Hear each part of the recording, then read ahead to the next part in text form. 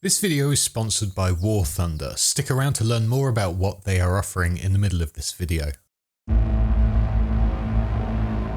At the events of Phantom Liberty, the NUSA was still anxious about being in or involving themselves within Night City because after the events of the Unification War within the 2070s, Night City had become a fully international city that had its own laws and could trade with whoever it wanted without having to go through anyone else. Night City was extremely unique within this part of the world, with no other cities being in this position, and if the NUSA were to do anything inside of it, Rosalind Myers' government would have to pay the price, as they could be subjected to international law and could feel the wrath of the corporations who reside within it, willing to defend the city with everything they had. That said, Night City wasn't the only part of America willing to defend itself from Myers and her forces. In fact, since the late 90s and 2000s, many states all over North America started breaking free from the federal government and went fully independent, not listening to anything put in place by the bigwigs in Washington, and decided the fate of their own citizens. These states would go on to be named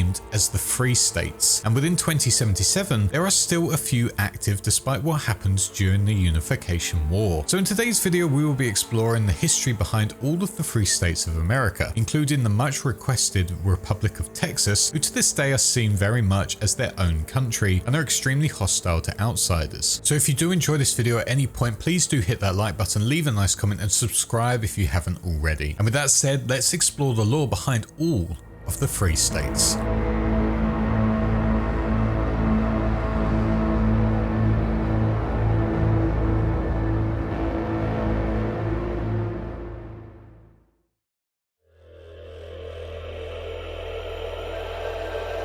The history of the Free States all dates back once again to the collapse of the USA back in the late 90s. More specifically, it was all triggered on the 17th of August 1996, where the president of the time, James Richard Allen, would go on to be assassinated during a campaign stop in California. His vice president of the time, Harold Harrison Hunt, would be in the pocket of the shadowy political group known as the Gang of Four, and when he took over office from his dead predecessor, Harrison Hunt would go on to help them further their plans for the country, invading Central American countries for resources, trying to take the Panama Canal, and manipulating the stock markets around the world, all whilst convincing the American public that everything was going well. Due to their actions, the world would find out what the USA had been up to and put their collapse into play. This whole major event left millions of citizens homeless and forced many of the governments outside of Washington DC to completely decimate due to the lack of funds and no communication with the outside. As all of this was going on, the Gang of Four brought back all of the troops who were fighting abroad and placed them within major cities, also enforcing martial law on all of the population. This martial law was terrifying, however, as the Gang of Four ordered a shoot-on-sight curfew in places such as New York, Chicago, and San Francisco, and eventually it boiled over into a major incident known as the Houston Incident, where over 2,000 citizens would go on to be slaughtered by artillery bombardments launched by the military, with the Gang of Four, of course, being the ones to greenlight it. As the country continued to collapse, federal forces such as the DEA and Immigration and Neutralization Services started taking over the streets of major cities. These individuals, who also included paramilitary services, wore regular clothing, helping them to blend in with the general population, causing a wave of paranoia all over the place and a regular sentiment amongst the population that the government was now just a gang of thugs. As a way to hit back against them, locals went to their own local governments as well as loyal allies to help try and hit back against these government attacks, which would lead to engagements between state troops and local militia. As these events reached their peak, it was here where the first free states started to officially pull away from their overlords in the White House, who seemed to not care about their people at all at this point. One of the first places that broke away was New York, who stopped paying all of their taxes to the federal government. Manhattan during this collapse had completely fallen during this whole event, but luckily for them, Queens, Brooklyn, and the Bronx survived and grew to try and make up for the loss of Manhattan. That said, its ruins were still a treasure trove of riches from jewelry and bank vaults, and now without any federal government going to protect them, the city had to find a new security force, and with it, hired Arasaka to do the work for them, and to save all of New York from falling into utter destruction. Adam Smasher would be a gang member during this time, and eventually joined Arasaka, who saw the sheer brutality of his strength before being blown up by a rocket, to later be repaired and placed into cyberware by the mega corporation. In 2020, Night City would be the first to report on what was going on in the now heavily damaged New York, as the newspaper of Night City Today would go on to say it had suffered the worst winter in over 100 years, which recorded almost 200 deaths by November 10th, and thousands of homeless were being frozen and killed because of it. Minus 20 degrees were reported at night, and 3.5 feet of snow caused major infrastructure stoppages and delays to streets and airports. Seeing that the city was on the brink of collapse once again, the National Guard would step in to assist emergency services and maintain order. However, despite everything, corporations still found a way to jump into New York and set themselves up there, determined to make this city prosper again. By 2045, it seems the corporations failed to make this a great city, probably due to the Fourth Corporate War, which would have devastated the lands once again, especially if Arasaka was still located here protecting it. It definitely wasn't the worst city to live in within the NUSA, but it certainly was said to be extremely run down and filled with ruins from the collapse and the corporate wars. Song So-mi, for example, was shown to live within a brownstone apartment within Brooklyn, going to show us that the city hadn't fully fallen and might have gone back to a form of normality, just surrounded by the dark days of the US's collapse. That said, it seems that the corporations wanted to desperately make New York something special and put it back on the map, because by the time of 2077, a luxury fashion brand called New Empire was set up in Night City, which featured a stylized logo of the Empire State Building, making it seem that they were proud New Yorkers. And another company named Brooklyn Barista can also be found in Night City, showing that companies were still establishing themselves there and were now branching out. That, or they were escaping New York to try and get a better state or city to do business within, whilst also remembering where they came from.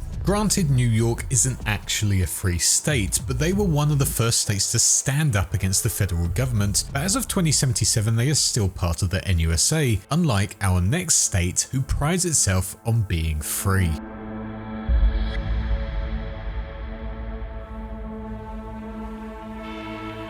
The next to follow suit, or at least do the same as New York, was Texas, who also stopped paying taxes to the federal government during the height of martial law, officially labeling themselves as the first free state. Texas gained its full independence in 1999, renaming itself to simply the Republic of Texas. The main reason why Texas went fully independent was because after all of the economic strikes they put on Washington DC, as well as blockades that were put in place to stop resources getting through, the government would go on to try and confiscate all weapons from every individual citizen of the United States, fearing that they could use them to overthrow the Gang of Four, as well as the president. Their status as a free state did not actually get officially recognized until a year later in 2000, as the Texas Rangers, also known as the Highway Patrol, and the Texas National Guard merged into a new peacekeeping command, locating themselves outside of the city of Johnny Silverhand's birth city of College Station, and also located here at this point would be the Military Academy of Texas A&M University. Whilst their full independence went down well with the population of Texas, they were constantly looking over their shoulders waiting for the next action of the federal government, be that financial hindrances, military attacks, or resources being stolen away from them. But it wasn't just the federal government they had a problem with during this time. In fact, they also had a massive problem with smuggling that was coming from the Mexican border. But this time it was happening far more often, knowing that Texas could not deal with all of it on their own. By 2077, the Republic of Texas was still a free state, and it still held its full independence away from any major corporations or funds from other states around the NUSA. Despite a brutal unification war launched by Rosalind Myers aiming to get Texas back under her rule, Texas were able to fight the NUSA forces off, and when the time came for Myers to accept defeat and sign the Treaty of Unification, Texas was the only state within North America to not be a part of it, allowing them to continue on however they want without any caveats put in place. Because of that fact, Myers absolutely hated everything about Texas and how they wanted to be run, and looked at them as an excuse for anything bad going on within the country. This was shown when New Mexico and Oklahoma had their new United States military bases completely destroyed. I wasn't sure who was responsible for this attack, but Myers made it clear that Texas were the ones to be blamed for it, and immediately responded by bombing the Texan airports of Wellington and El Paso. After those bombings, hearings, it was made clear that both of these parties wanted to avoid further conflict, as it would be devastating in the long run. However, bookies had other views, making the odds on further conflicts and a border war coming soon at 3-1. And in fact, according to Space Force One's own computer terminal, the FIA has an attack by the Texas Republic being labeled as threat level high, maybe showing that they are in fact expecting a war to break out at any point, and the NUSA government are ready for anything. It's quite clear by this that the Republic of Texas is the ultimate free state and has been the one to look at when it comes to full independence away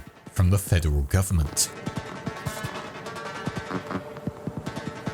Quickly following Texas in becoming a free state in 2000 was Alaska, which had changed dramatically over the years thanks to our good friend climate change. Alaska wasn't an icy national park anymore, and in fact had turned into a breadbasket state where it would go on to produce incredible quantities of grain that was specifically bioengineered to thrive in its unique climate. Alaska saw what Texas was doing, hitting back against the federal government, and knew that if Texas could do it and thrive from it, then so could they. And after Texas became a free state, Alaska passed a bill in an emergency legislative meeting to overturn the precedence of national laws over state laws. Thanks to both Texas and Alaska leaving the United States, it meant that they also took with them the national supply of fuel and food, which meant that the federal government could not afford to launch an attack on them or start a civil war. Instead, a political compromise was made with them where they would be officially granted that independent status, or at least in the eyes of the federal government, Alaska was given quasi-independent status. As of 2045, this was what Alaska was up to, but it is unknown where they lie now. But knowing how brutal Myers was in taking over certain states during the Unification War, it's most likely that this free state was a big target, simply because it held so much of the country's food, and now because of everything that's happened, it is unknown if Alaska is actually a free state or not.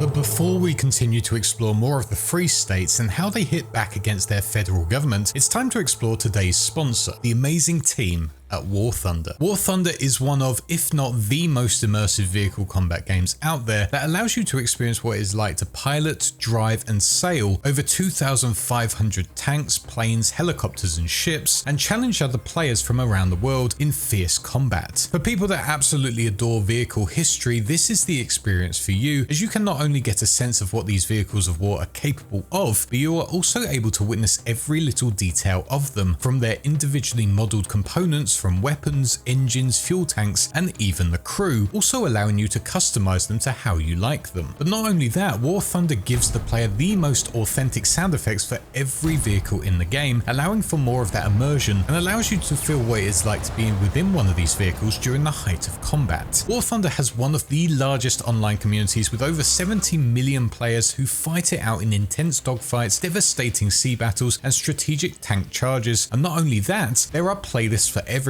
including realistic mode and arcade, allowing people of all skill types to enjoy it. With regular content drops like the new Hornet Sting FA-18 jet and updates happening regularly, why not join the fight today and install War Thunder and see what it's all about? If you are a major history buff or love vehicles, especially military ones, then War Thunder is the experience for you. So why not give it a go today on PC, consoles, and even now on mobile by using the links below. And for PC and console players that do use the links, be it new or returning players after 6 months, you will get yourself some nice bonuses to add to your arsenal. A big thanks to War Thunder for sponsoring this video, and with that, let's dive back into the next free state of America.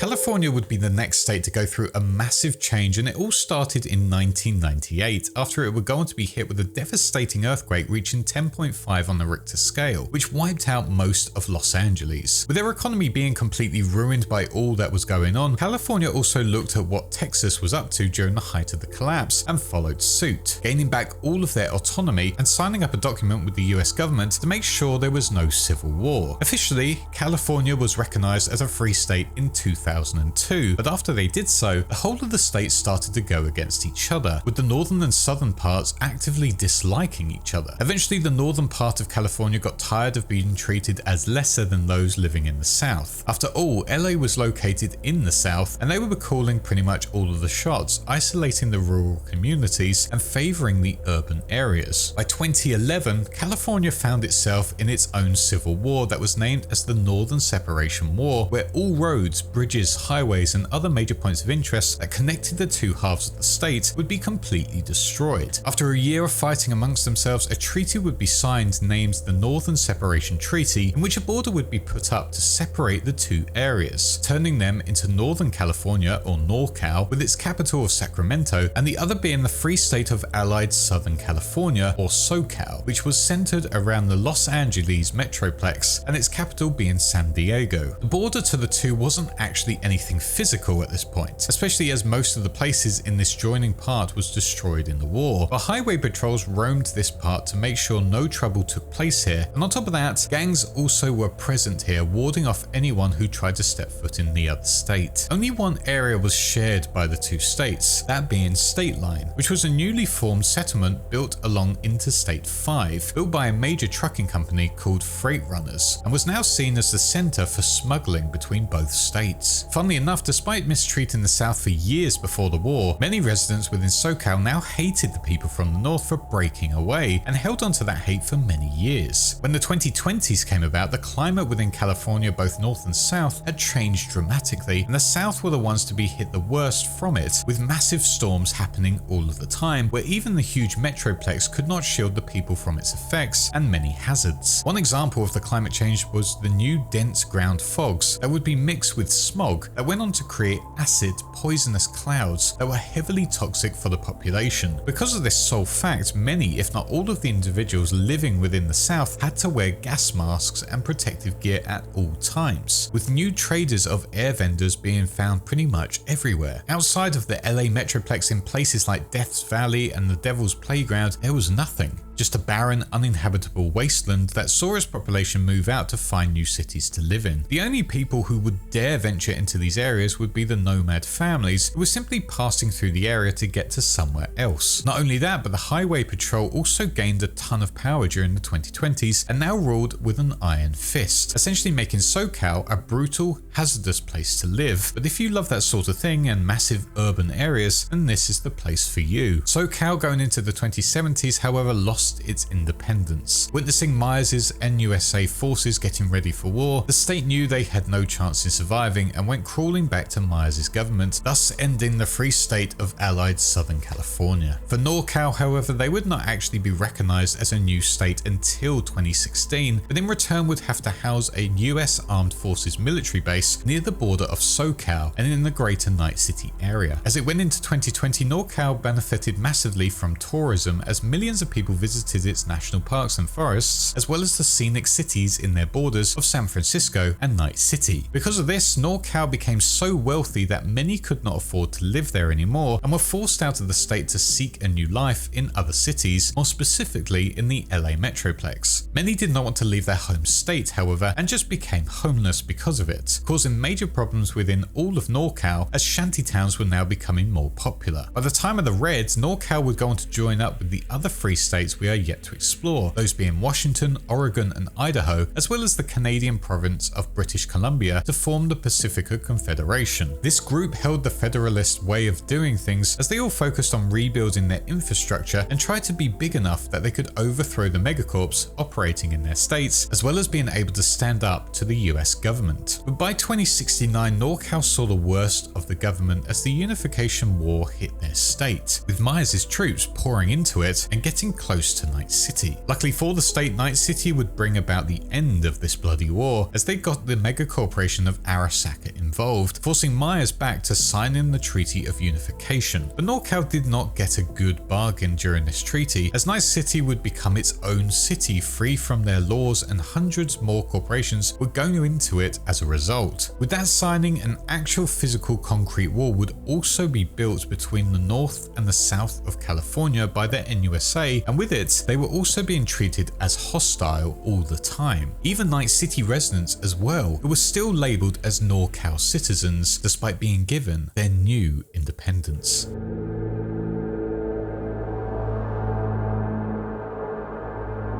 Unfortunately, not much is known about our next two states of Nevada and Utah, but there is a small amount of information that might help us understand where they are in the year of 2077. Starting with Nevada, they were going to survive the collapse thanks to the help of both European and Asian corporations, who they would offer discount vacation packages to, which would help them become the recreation spot of the world. By 2003, they felt keen enough to go fully independent and followed the shoes of Texas and California before it, acclaiming itself as an autonomous free state. By 2020, it was still a pretty profitable state thanks to its tourism. However, one big thing that it didn't have compared to the others was law enforcement. In fact, Nevada didn't have a single one roaming the streets, so how it was able to protect itself is unknown, but maybe that tells us how safe Nevada is, that or it is a completely lawless land where gangs roam the streets and do the bidding of whoever pays the most. Moving over to Utah, all that is known is that Utah in terms of its overall size grew dramatically after the wasting plague hit the country. That, as well as the Aid II crisis and the famine of the Mormon Church, other events that I wish I knew more about, but for now are quite a mystery. But as Utah grew in size after this, it would eventually declare independence in 2014. However, unlike the other states, Utah completely isolated itself from the rest of the country, which did not work in their favor at all, as they would become dramatically poorer than what they were previously during the peak of the collapse, which really goes to show you how much Utah needed the federal government to keep them going, and that was made evident as they were joined back with the NUSA just before the Unification War kicked off. In 1994, the state of Washington was suffering massively with so many economic problems. By this point, they had decreased their budgets for defense, and the Boeing Corporation located here had insanely poor management and unresponsive engineering practices, which would ultimately lead them to lose their share of the space program and military contracts. In 1996, further problems happened as a massive drought hit the state, as well as an oil spill that would completely contaminate all of the Puget Sound and kill off that year's salmon runs. It took a year to clean up all of the oil spills, and by that point, too much had been lost. Looking for funds now, the state of Washington clearly had someone up there who disliked them because the collapse had officially begun and they couldn't ask for those needed funds. Instead, the state went on to raise corporate income tax as well as state income tax for individuals. However, this worked terribly as the corporations all just upped and left the state and moved to Alaska to avoid higher taxes. All looked lost for the state. That was until Seattle would go on to be fully rebuilt after it had suffered a series of ecological disasters back in 2010. With it now fully rebuilt as the major West Coast port, it would bring life back into the state once again. But despite being back to a great height on its own, Washington remained a part of the USA, or sort of at least. It actually became what was known as a parliamentary state for the USA. After the Fourth Corporate War ended, Washington decided now was the best opportunity to become a free state, as they would form the Pacifica Confederation, and with it, officially became a free state away from the USA control. Oregon, who would become part of the Pacifica Confederation, always kept an eye on what was going on within Washington, and always hoped they'd be the ones who came out on top. Watching the corporations leave Washington in their droves, Oregon did everything possible to try and get them to move into their state. However, as mentioned, Alaska offered lower taxes to them, and so they moved there instead. During the collapse, Oregon also lost most of its eastern part, and now it lay completely deserted with only nomad packs and homeless refugees using it to cross the state in a search for new opportunities, whilst they would also prey on the local villages they came across. Oregon saw the problems they were getting from the nomad packs and took immediate action, putting in tough migrant laws, and when they put them in, strictly enforced them as well. One of the notable locations within Oregon was Horse Haven, located just west of the completely ghost town of Pendleton. This area is sponsored by the Oregon government and is an experimental town in which natural techniques and manpower are used to grow goods instead of machinery and GMOs. Apparently, according to many people,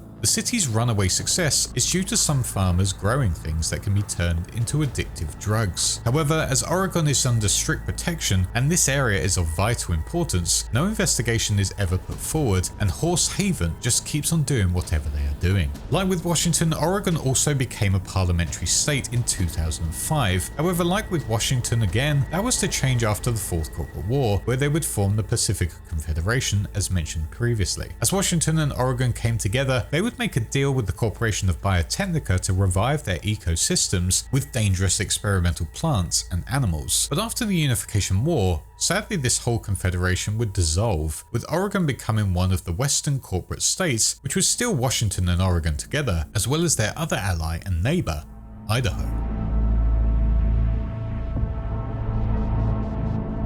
Idaho doesn't have a massively long history, especially when you focus on what they were up to after they became a free state. However, some information is out there about what they were like during the collapse and just before. During the 1990s, for example, this whole state was the involuntary home of several neo-Nazi white supremacy groups. However, when the collapse hit, those hate groups who lingered here completely faded into oblivion, with most people believing that they either became too desperate to find food to survive or needed to work with others to also survive, meaning they had to drop their hateful ways. That said, a few still took control of Idaho, knowing this was a perfect opportunity. Trying to hit back against these ruthless individuals, minorities and strong-willed Anglos joined together as a resistance, fighting against these neo-Nazis and forming a new underground railroad. As the collapse ended, more people joined the fight back against the new circle which ran the state. Winning this battle, the people rebuilt the government and got the Provisional Council to step down gracefully. The neo-Nazis had fled from the main cities but remained within the state, venturing into the national forests of central Idaho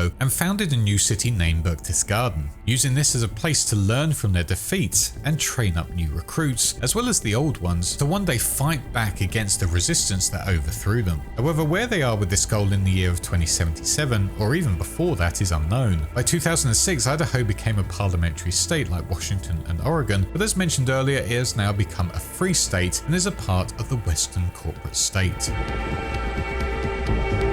To end the free states, we have the small ones, and I don't mean in terms of size or anything like that, I just mean the ones who have very little history currently, starting with Arizona. Arizona is actually one of the wealthiest states out there, at least within the early 2000s. This is all because they do not suffer any problems with people smuggling goods over from Mexico, as they are not on a convenient route to the targets of the people of Appalachia or California, who are the ones who buy that smuggled produce. Because they do not suffer any problems with smugglers or any form of smuggling, the state of Arizona does not need to field a significant border patrol force, meaning they have tons of excess funds at their disposal, and because of that, it's no wonder why they saw it fit to leave the NUSA and do things on their own.